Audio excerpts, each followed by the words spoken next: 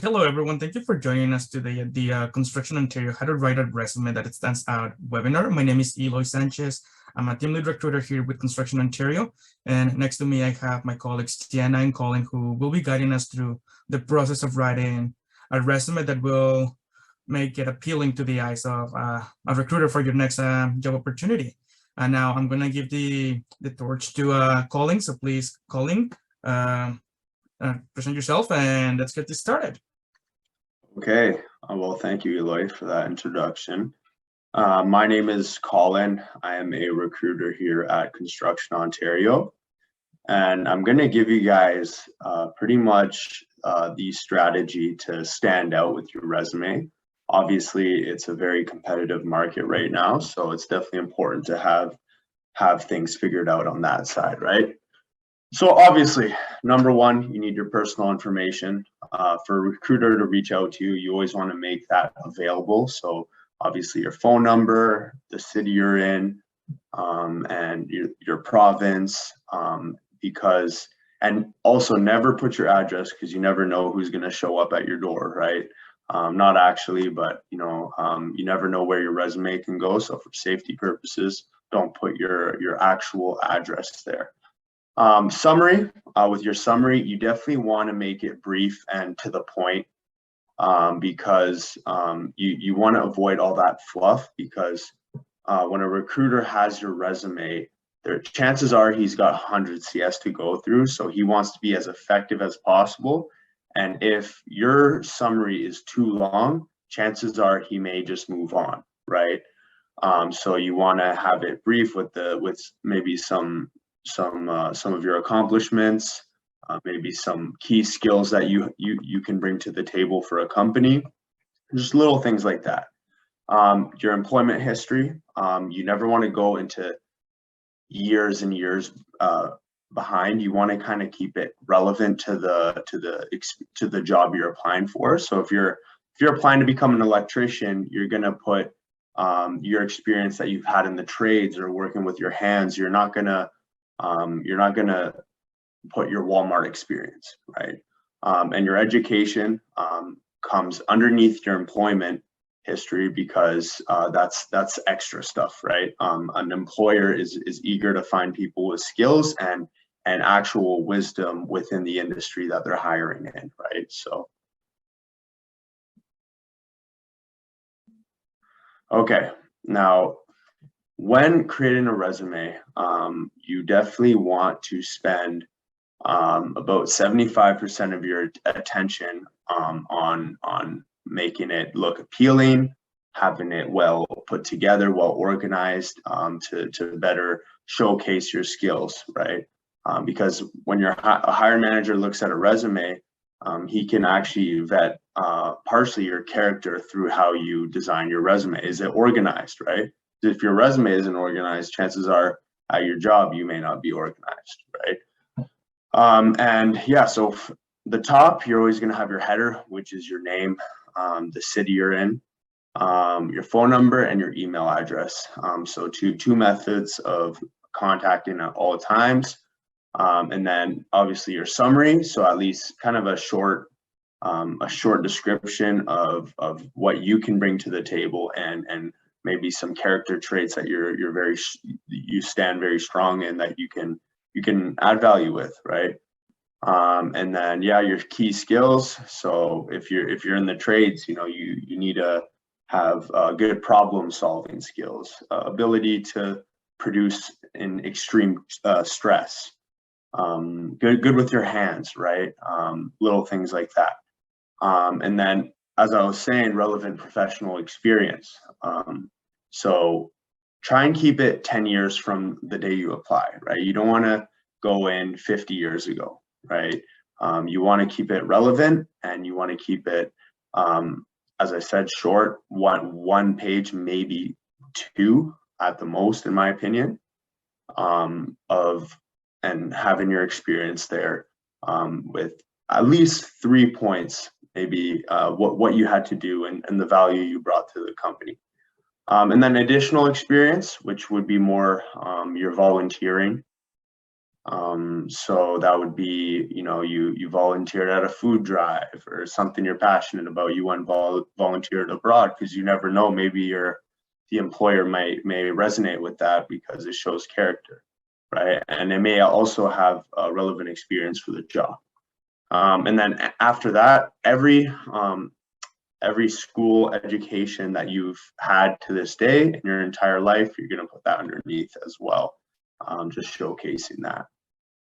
So yeah, that for my part, that's pretty much it. And with all this, Tiana is going to go through some examples, some pictures that are really going to kind of put this, because everyone learns differently. Some people learn like this, some people learn with pictures. So we're going to show you some pictures of before and after of a resume, of how it shouldn't look like and how it can look like, utilizing like the same words and everything. So yeah, Tiana, I'll let you take it away. Thank you guys for listening.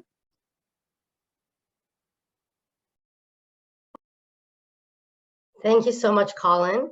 My name is Tiana. I'm a recruiter here at Construction Ontario. Thank you all for being here today.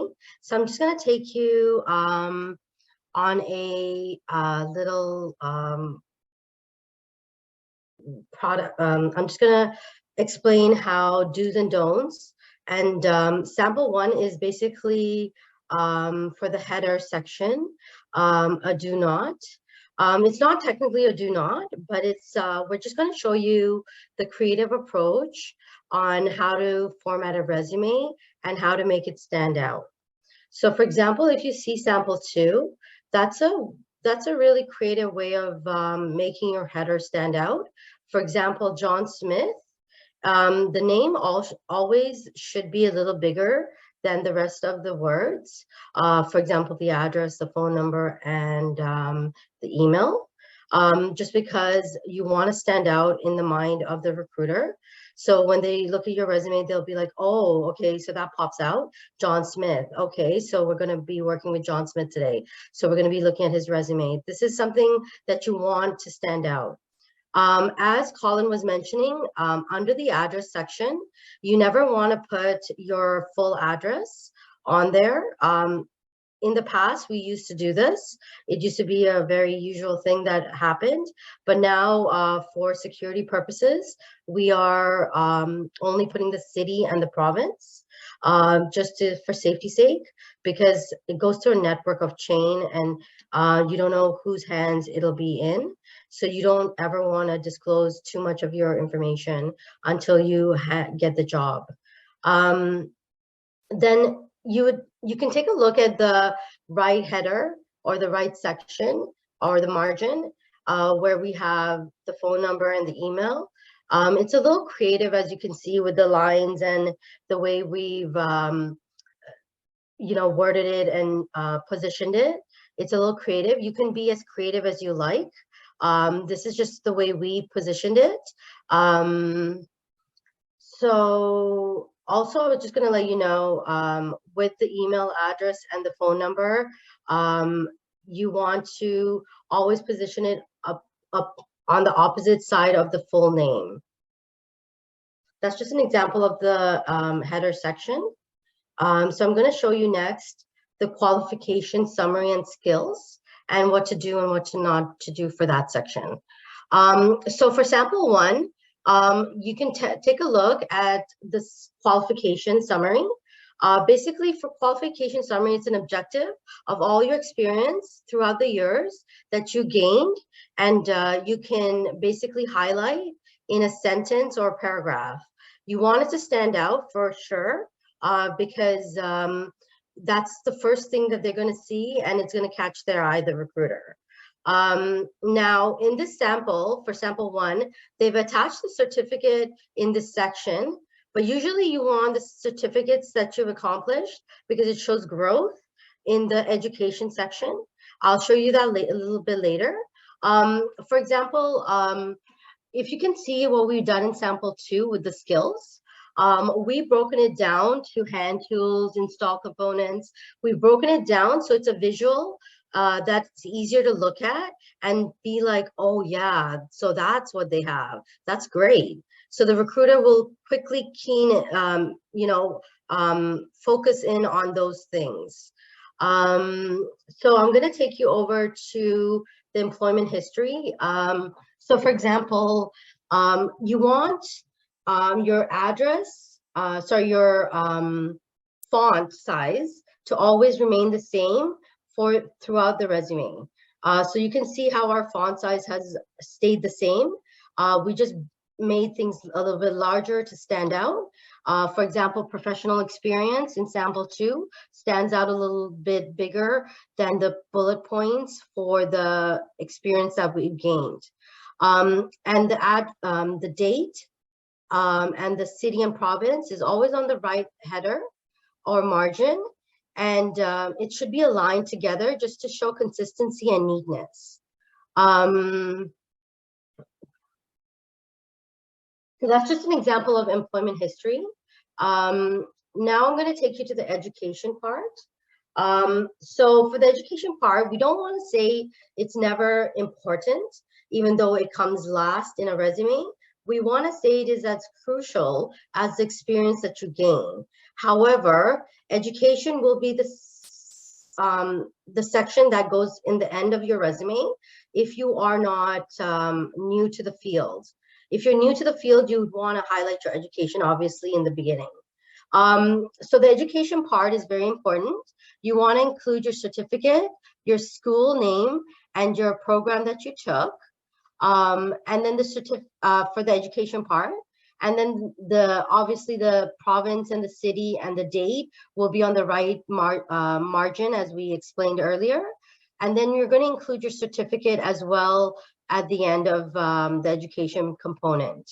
So you see how sample 2, it stands out really well. It's a really, viewable, very impressive way to write it and showcase your education. So so sample 1 was the original resume submitted to us. We took it and revamped it and edited it on the right-hand side. So you can see how it's 1 page. 1 or 2 pages is okay, but we comprised it into 1 page. And you can see how it flows really well, and it's not all together, and it shows creativity and concise method of displaying your resume. That's just a really great way to showcase it. I'm sure you can all tell that it's really done well. Now, that's basically the end of my part. I just wanted to show you a better way of looking at it through graphs and things like that. Now, here is our contact information.